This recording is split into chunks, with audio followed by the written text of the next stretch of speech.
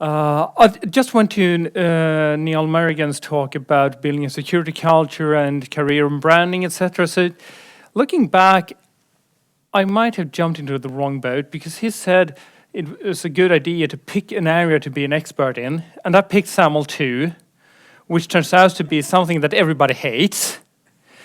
So I've worked with Saml2 for closer to a decade, and I've authored and maintaining Saml2 open source packages with multiple millions of downloads and users.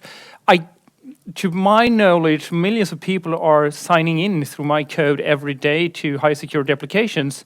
So it kind of built my career, but to be truth about Saml2, I hate it because it's a really awkward standard. So I'm going to spend the next hour going through really what a single sign-on protocol should do and why Saml2 is doing most of those things wrong. So we can learn some from that. But first, just looking back a bit to the history of signing in. So I tried to, just for fun, look up the use of the word password. Where does it come from? It's old. It was a word you needed to pass. And I guess the failed password prompt at those times were a bit more violent than we are used to today. In computers, it came into use in the 60s with time-sharing systems. So when on a campus you had the computer that multiple people were using, and then it made sense to protect your assets on that computer. Anyone recognize these two gentlemen? Yeah, okay. Sorry. At the bottom it says. So this is really two gentlemen that we owe a lot. It's Ken Thompson and Dennis Ritchie, authors of Unix and C. Those were the days. I wasn't born yet. So let's jump forward because this was not really the age of single sign-on. So when do we have single sign-on? Well, it was when the web came around that we really got more of single sign-on requirements. There were some Windows domains and Kerberos, etc. before that, but with web it really took off. And Saml2 was the first single sign-on protocol targeted for the web. And on the web, we do have a passive client that has really no state. Unlike a Windows computer in the Windows domain, the computer has a lot of state, logs in, maintains Kerberos tickets, or NTLM, state, etc. But on the web, no. And we also cannot make any assumption on the web how the identity provider or login server authenticates the client.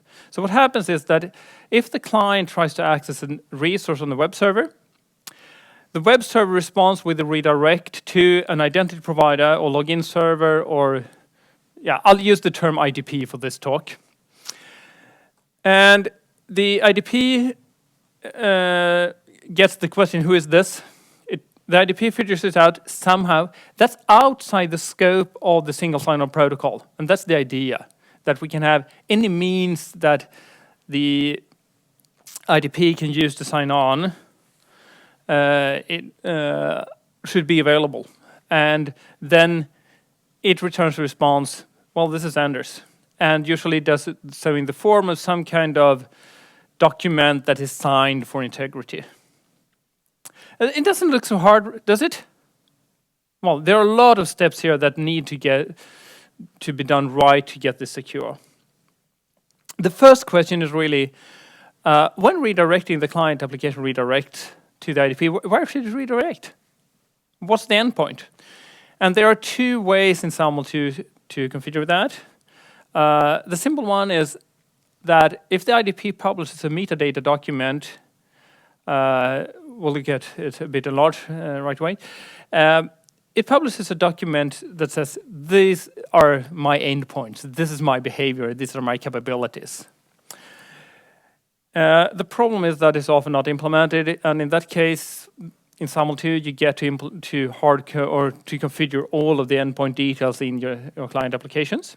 But if it's implemented, it's fairly straightforward. This is what a metadata document looks like. It contains a single sign-on service with an address where you can find the endpoint that should be redirected to, and it contains the entity ID of the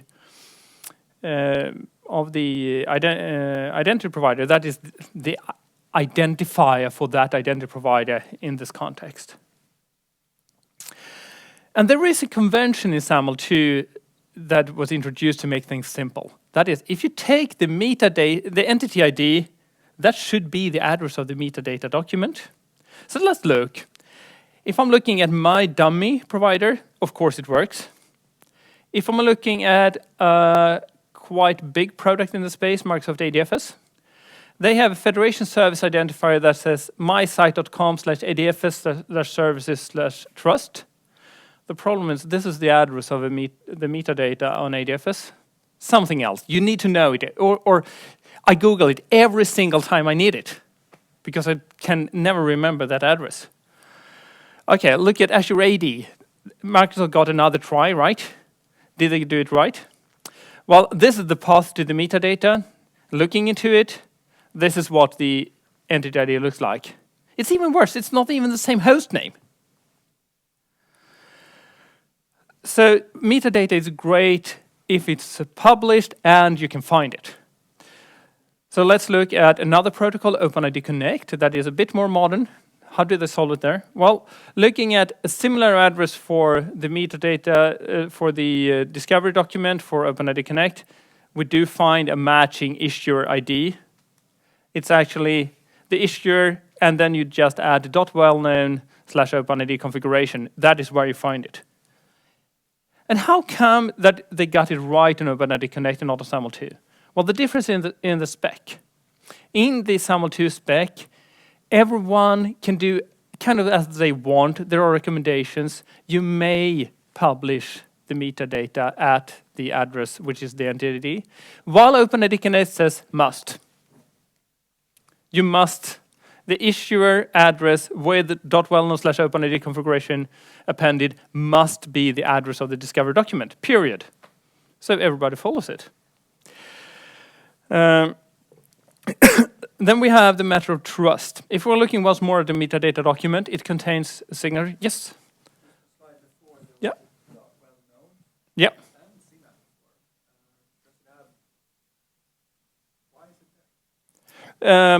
Well, it's a .wellknown is a suffix used for different kind of services, and OpenID configuration is one that utilizes the .wellknown.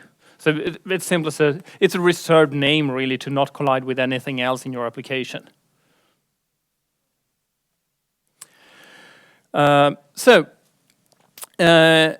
In the metadata document, we also have a signature, which is used to integrity protect the metadata, because when the client application or service provider downloads the metadata, it's extremely security sensitive that it gets the right document and not a falsified version.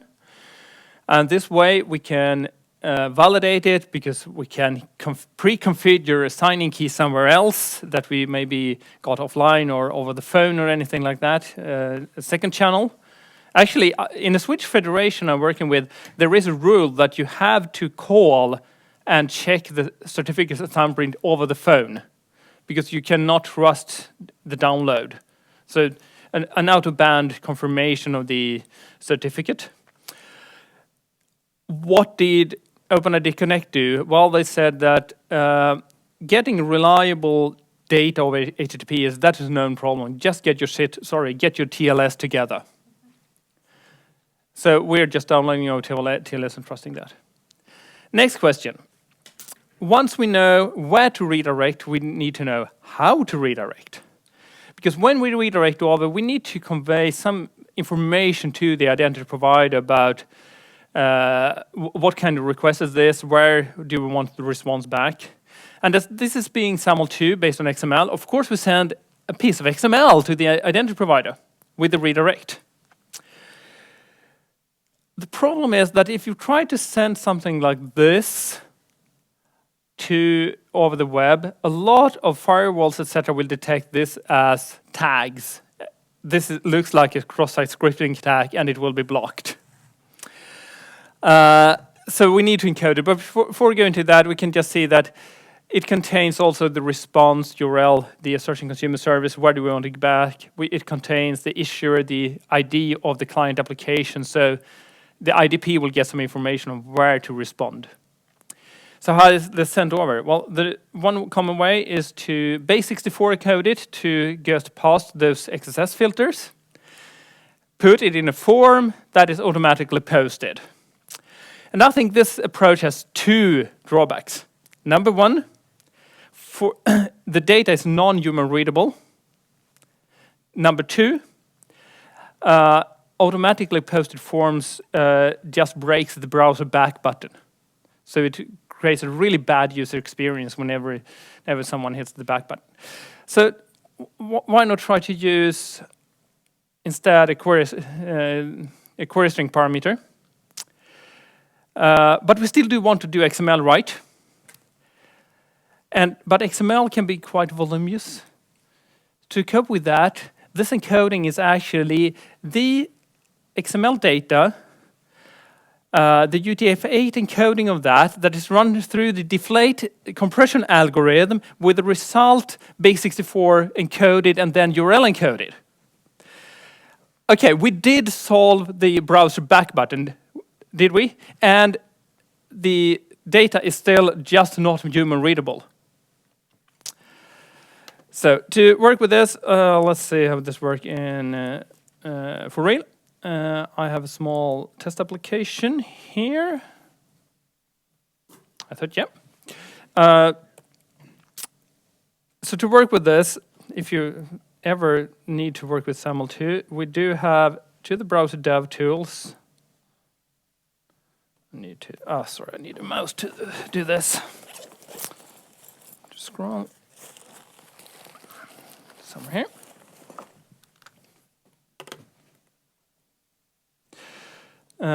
So I do have a SAML plugin to Chrome, SAML DevTools, and that is a lifesaver whenever you work with this. So if I sign in with SAML, I can see that there is a request. This is this awkward URL, but it is decoded, and what it is, it's actually a piece of XML that we threw, after jumping through a few hops, we put it in the query string.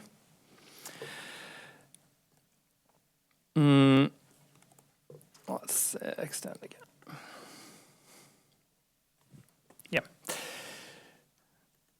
Yeah. So let's look at that other protocol, OpenID Connect. What does it do? Well, there is a built-in way to convey key value pairs into a query string, isn't it? It's called query string parameters. This is what OpenID Connect does. So Saml2 just, everything has to be XML and complicated. Here we have the similar concepts. Client ID, who is the requester. We have a redirect URI, where do we want the response back? Response type, response mode, how do we want it back? And an ID of the request. Then the identity provider need to figure out, is this a trusted application that made the request? Typically, this is configured, and you need an allow list on the IDP. And that is the entity ID. So entity ID, let's look at that, because that's another thing. In OpenID Connect, we have the client ID, which is just a string. In Saml2, let's go to the spec to see what it says about an entity ID. In the core spec, it says the issuer element with complex type, name ID type, provides information about the issuer of SAML, assertion, or protocol message. The element requires the use of a string, right? To carry the issuer's name, but permits various pieces of descriptive data. If no format value is provided with this element, then the value blah blah entity is in effect. Okay.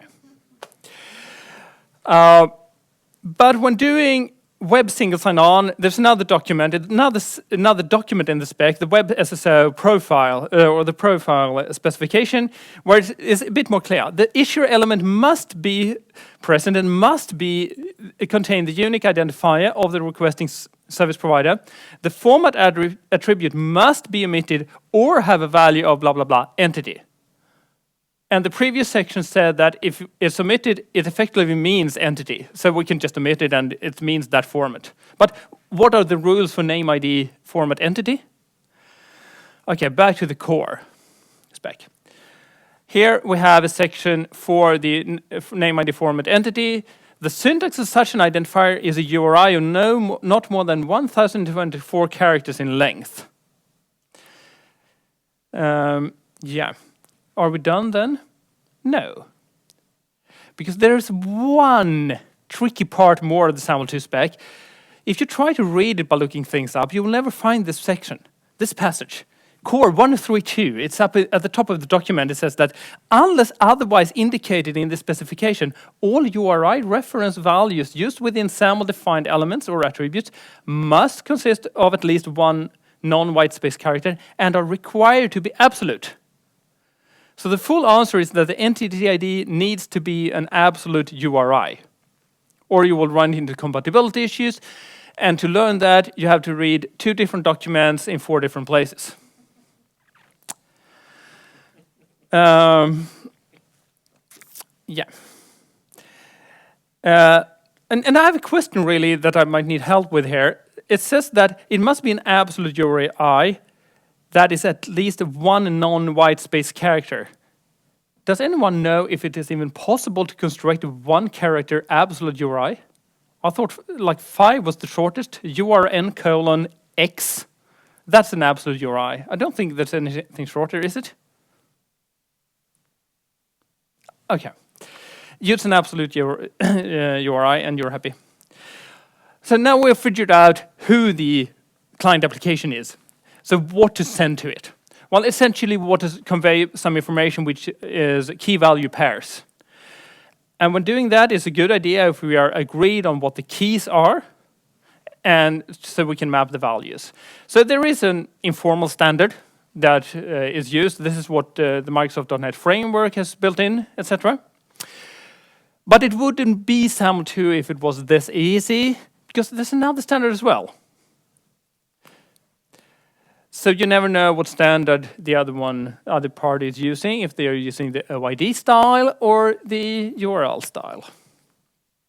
The OID style at least has a friendly name attribute, which means you can read out what it is, but it also states very clearly that you should never use that friendly name because it's not trustworthy. You should look at the OID. So let's jump to OpenID Connect. This is it. A simple, strict table with well-defined attribute names. Okay, but that's how the keys work, and then we have the, yes? Why? I've been asking that for 10 years. I'm sorry, I don't know. And then,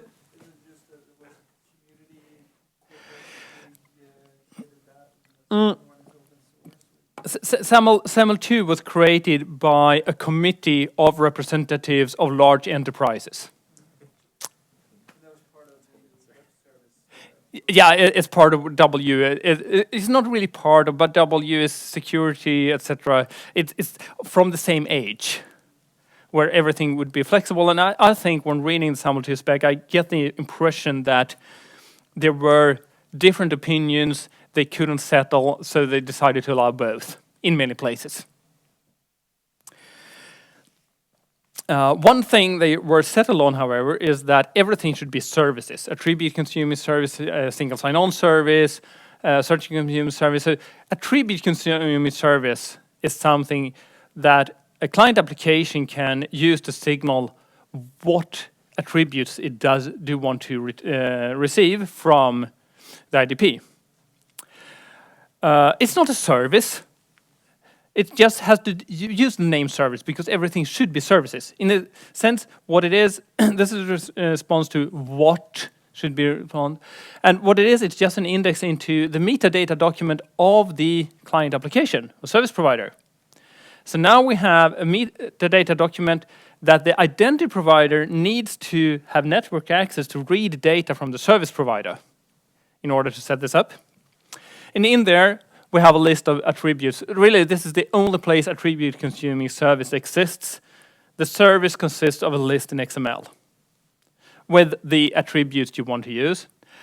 And one more question I never figured out is why we need that green line, where it says name format, and that is actually a URL describing that the name of the attribute is a URI. So it was obviously important to describe the format of the name of the attribute, but we have no description of what the attribute contents are. There's also another thing that is very backwards with this. This is like the client application is like a guest coming to a restaurant saying, here's my menu. Can you please give me dish number 2 on my menu? OpenID Connect, of course, got this right.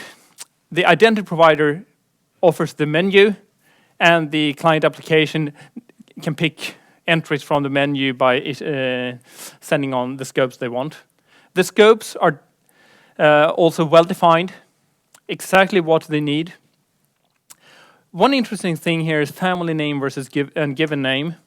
We often, from Western culture, do name things first name, last name, or surname, because that makes sense to us. But family name and given name is much better, and then don't make any assumptions on how you concatenate a family name and given name to make up the full name, because that's different. You might recognize the names Kim Il-sung, Kim Jong-il, Kim Jong-un. Kim is the family name, and it's first in many Asian cultures. So OpenID Connect got this right. Let's see the next one. How do they respond? Well, bindings, that's what we talked about earlier when how to auto-post a form or encode it in the URL. Usually when sending along identity information, it's so much data that we have to use an automatically posted form. That can be configured or read from the metadata. Where, same thing, we have it configured or read from the metadata. So let's get back to the browser, switch screens again, and hit the response button. So what we are looking at here is my special kind of identity provider, where the login box or login sequence consists of, well, I can select who I want to be. This is a testing tool provided free on the internet that can be used. It doesn't validate really anything, but it's great when making an application you want to try out. So if I do hit respond login, I can see that I got a SAML response. Let's see here, where it contains a signature, and it contains way down a bunch of attributes. This is really the only interesting part of the response, the attributes about the user. And it was sent as a, if we look at the request, it was sent as a request data as a basic to foreign coded post. There's a lot of data. So let's get back to this.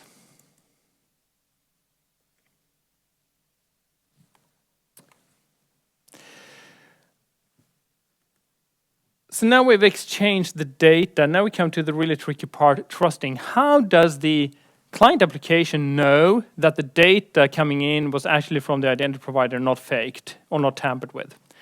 So let's take a detour on XML signatures. An XML document could look like this. The blue is the entire document. We have 3 parts of it, the yellow, green, and black part.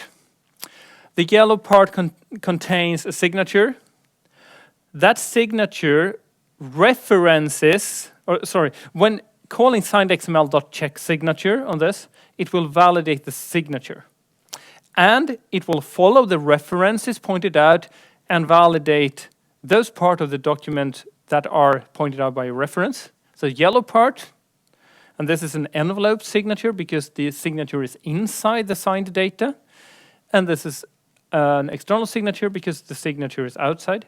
So in this document, the yellow and green parts are protected by the signature. The black hackers part is not. And this, of course, makes up for a lot of chances to confusion that we do receive some data with a signature, but only part of the data is actually trustworthy. So let me introduce Juraj Somorovsky. His PhD was about SAML, on breaking SAML. Be whoever you want to be. He took all main SAML implementations that existed back then and broke kind of every one of them. Most important is the signature exclusion attack, which simply means we're not providing any signature. We're just removing it. And since there was no signature, that wasn't invalid, the data was trusted. Signature wrapping, I'll get to that, that's a bit more complex. As a .NET developer, I feel a bit sad that simple SAML PHP actually passed, but later on he broke that too. And Microsoft Windows Identity Foundation passed at this time, but it has had other security flaws afterwards. And that is, I think, a point of secure protocol. If just about every implementation from major companies has been broken at some point in time, something is wrong with the standard. So what does it do? Well, this is Saml2 flow, really, where we have the redirects and we get response from that endpoint says, this is Bob with a role guest. What is if Bob is evil? He could replace that and trick the service to accept that this is user admin. First way to do that is to, well, make a bit of reordering of the XML document. So you remember, signature SignedXml check signature checks the signature. It follows the reference 1, 2, 3 and checks that the blue area part of the document is sane. But that is just some data put in an odd corner of the message. What will probably be processed afterwards by the implementation is it would be looking for the assertion in the place where it's expected to be. But that is no longer integrity protected by the signature. So you can fool it. This might sound like a trivial thing that you should do reference validation when doing SignedXml, because that is something that is in the SignedXml standard. You have to check what is actually integrity protected. I can say my first versions of my library didn't do this, but thanks to being open source, someone pointed it out quickly and I fixed it. I've done my part of acknowledging, of pointing out to some other people that they maybe should do reference validation. These are some SAML stacks and other important use of signed XML signatures. So let's take the next way of fooling signature processing. What if we put in actually two parts of the document with the same ID? So now the reference points to, could be resolved to anyone.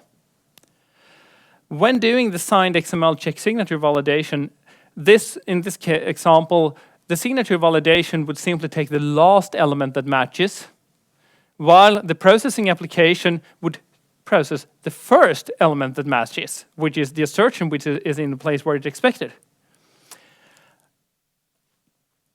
So duplicate reference IDs is a bad thing. Let's look at what the .NET framework used to look like a few years ago. It contains code here, select single node. This is how the .NET framework code resolved the references. The problem is that this is a lie. Select single implies that it should only select one node and it should only allow one node. What it does, this method really does is select the first node, which means that you could have duplicate signature IDs in the document and the .NET framework would trust it. It took me like 5 months to get Microsoft to acknowledge and patch it back in 2016, but they did.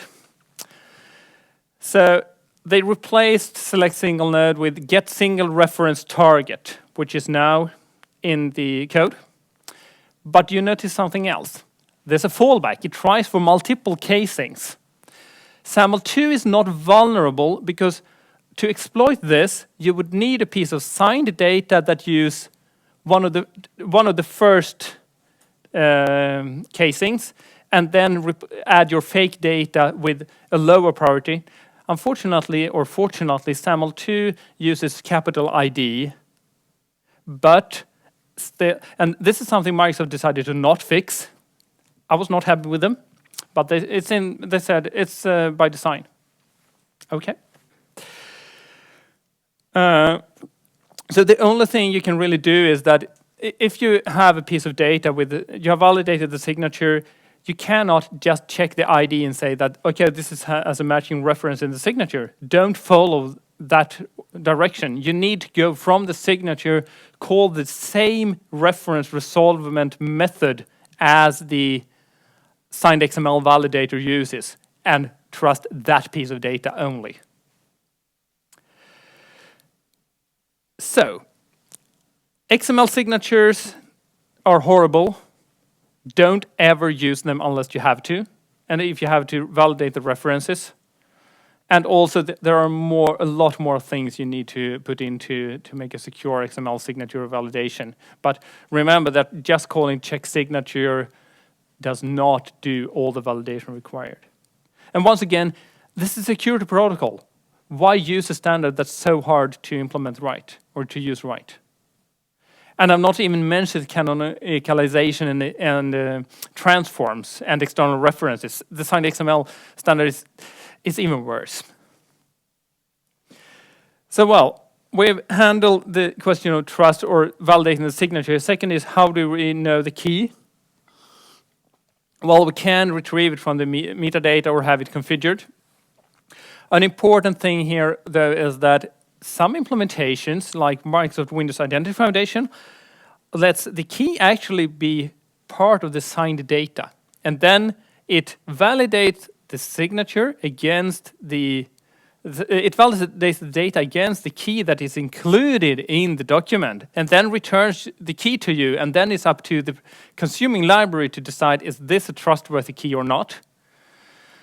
A Windows Identity Foundation bug they had a couple of years ago was that you could put in two keys, one that was trusted and another one that signed the data, that validated the data, and that would pass. So, should we move on to see how a more modern protocol does this? This is an ID token from OpenID Connect. It consists of a header, which is transported as a base64 encoded string, a strict, simple encoding, and it has the payload, the body, the green part. Simply take these encoded stuff, hash it, sign it, and that's the signature. That is foolproof, or more more foolproof, because we are signing the actual transport representation instead of SignedXml trying to sign the semantic meaning of the document where you could actually change namespace, prefixes, etc., and it should still validate. Yeah. Okay.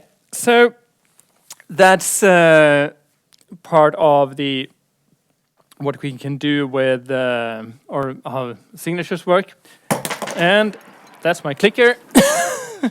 Just a second.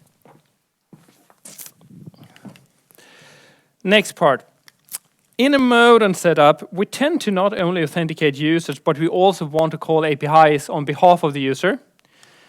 And at a very vivid breakfast discussion with some other speakers this morning, I got pointed out to me that this is not part of the authentication protocol, it's the delegation, whatever. OpenID Connect solves this by extending OAuth 2 that contains this capability, and Saml2, no, forget about it. So, now we have signed in. We cannot call other services, but we are at least signed in. We're done working eventually. We want to sign out. How do we do that?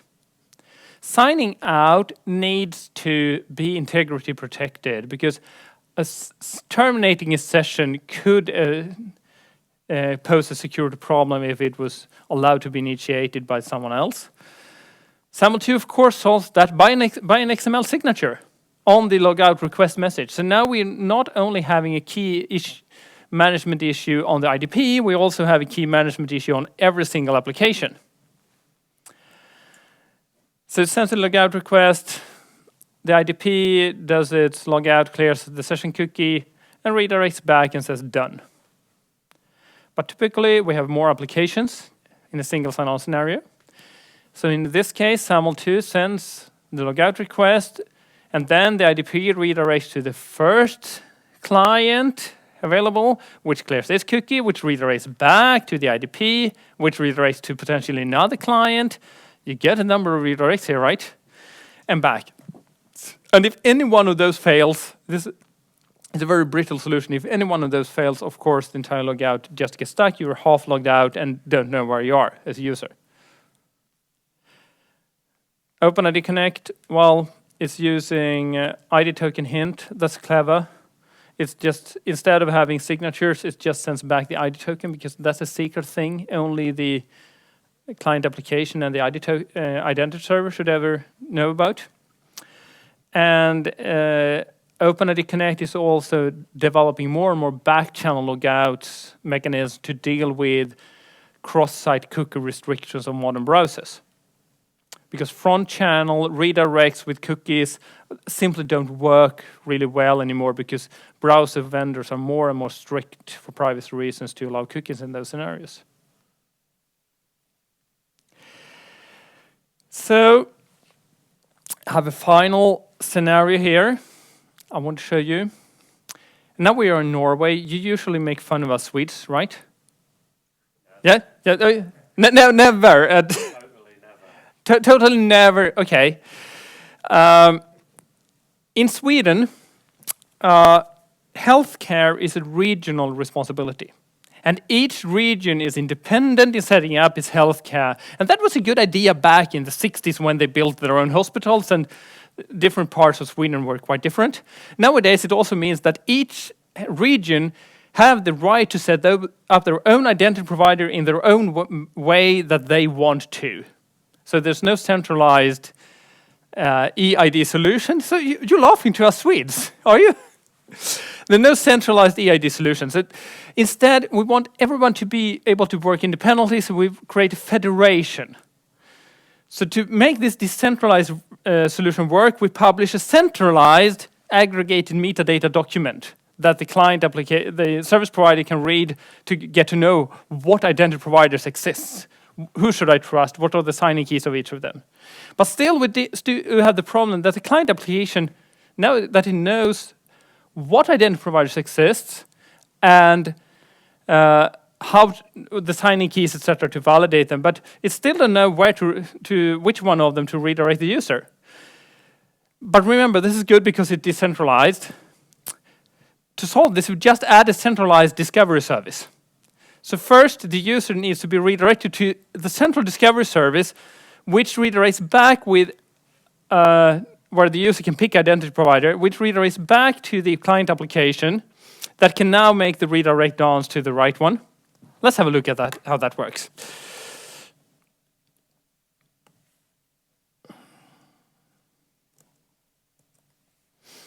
So I'm signing out and choosing sign in. I'll just clear the log here and clear the network as well. Sign in Saml2 Federation. What happens is that I'm redirected to a discovery service where I can pick what IDP to use.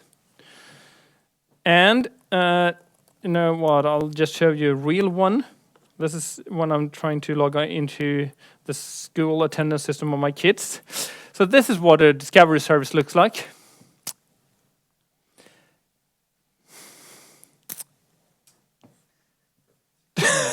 Excellent user experience, isn't it? Yeah. Okay. Here they actually decided to use pure query string parameters to redirect back to the service provider. And if we were following, let's see, I just want the full doc. Yeah. So what it does is I call the discovery, the discovery service just sends me to redirect back to the identity provider, the client application with a hint with the entity ID of the IDP to use, and then the client application makes a redirect out, and then we can once again, Tolvan, a fake Swedish patient. Tolvan exists in every medical record system and has had every possible possible health condition, told one has been pregnant, and changed genders on the same time. Let's log in. And I'm signed in. So let's go back and see if this is the way we can do it in Saml, the way Swedes do it. Let's have a look. Where's my presentation? Yeah. So let's move to Norway. What do you do here in Norway? Well, there are still, for your health ID, there are still some different login methods behind it. That is solved by introducing the common login server. A system redirects to it using OpenID Connect. It redirects to the selected provider and back. And it just works. And you don't need to fuss with the client application being aware of the different login methods and interactions and configuration with the different parties. So this is much better. There's one part of the story though, and there is actually a draft for creating something like this, an OpenID Connect federation like this, except that the OpenID Connect federation specification is actually a delegated signing chain of metadata documents. I think the guy writing that draft was one of the Swedes working with the federation. So don't adopt that. Stick to your health ID. It works, and it's OpenID Connect, and it's great. So to summarize, my feelings around Saml2 are really very simple. Use OpenID Connect. So that's 10 reasons to not use Saml2. I still expect to be working with it for a few more years because it refused to die. But my first question whenever a customer comes up and get in touch with me and says they want help with Saml2, my first question is always, why don't you use OpenID Connect? So, any questions?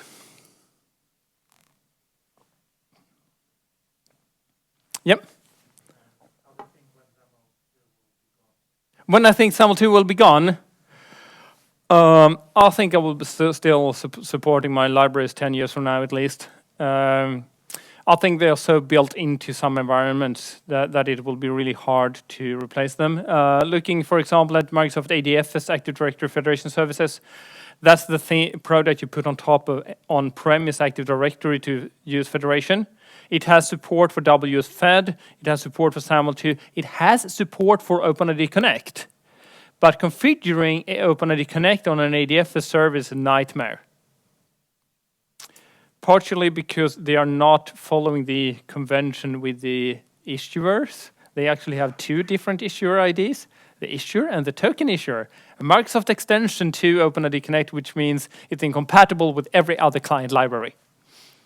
And to fix that, you need to rename the federation identifier of your ADF server. If you configure it right from the start, it will work because you can set it in a way that those two identifiers match. But if you didn't, you have to do it afterwards. And that way you break the integration with all existing applications. Yes? So on the Norway example, you have the client communication with an OpenID Connect IDP. Yep. These are not actual regions, because in Norway they didn't make the stupid decision that each region would be independent enough to set up their own identity provider. These are more suppliers of EIDs. And Rune, I think you can correct me now if I'm guessing wrong, but as far as I can see, those are different suppliers. And I think that some of those are actually using Saml2 from the central identity server.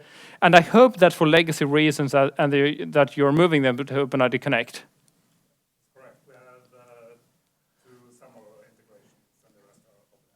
Yeah, so two Saml integrations. They will die. That makes me happy. That makes me happy. So, any more questions, or are we keen on early coffee?